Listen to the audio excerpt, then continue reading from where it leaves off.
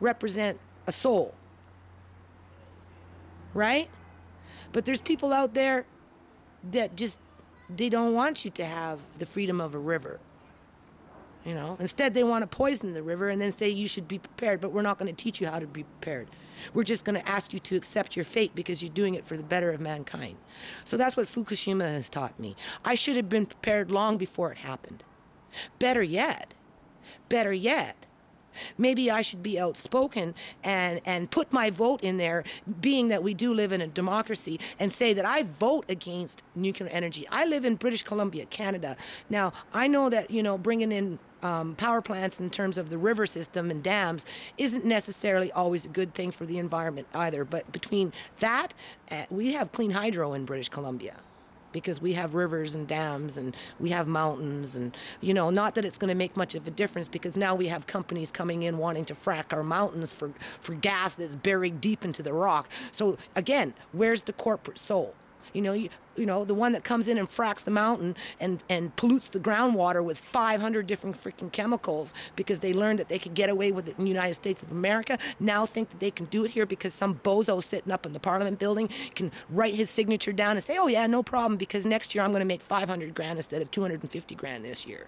You know, there's your soul. There's your soul. So anyway, I got beautiful little birds. Where are they?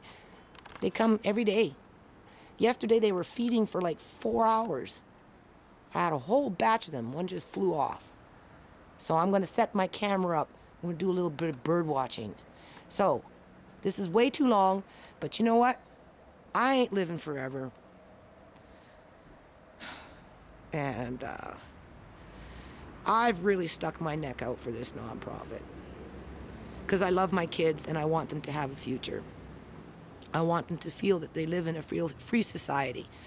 I want them to know that there's justice. Sometimes you have to fight for the justice, but at the end of the day, you know, as human beings, we come into the world one by one and we leave the world one by one. And nobody under philosophy really knows why we're here, other than to maybe leave a positive impact. Leave a positive impact. So my Fukushima experience is the first number one lesson is, if you're not prepared now, get prepared, because it could be, well, it will be, because again, we're not infallible.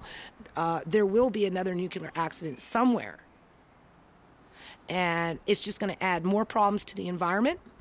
So we need to find ways to correct that as a collective, one by one. And this is my contribution.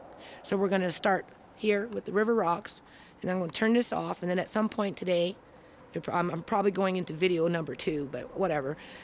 I got all this stuff I've been dehydrating in my kitchen for like 7 months, and I'm getting really freaking tired of it.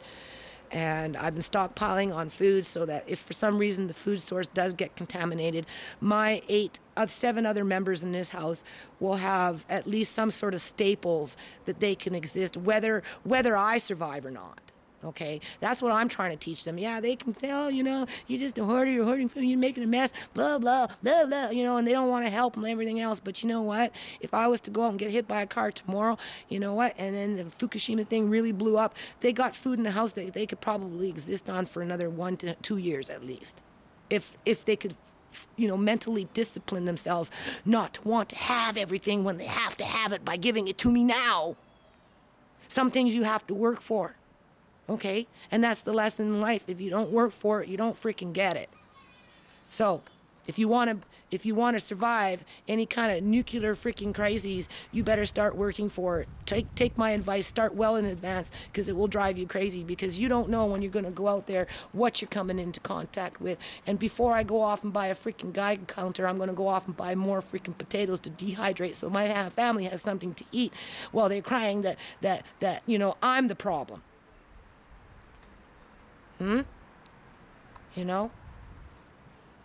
Yeah. I'm the problem. I'm trying to make it so that I don't have to keep cleaning. Do something positive, and everybody's running around feeling sorry for themselves. So, Chicken Little, is the sky falling?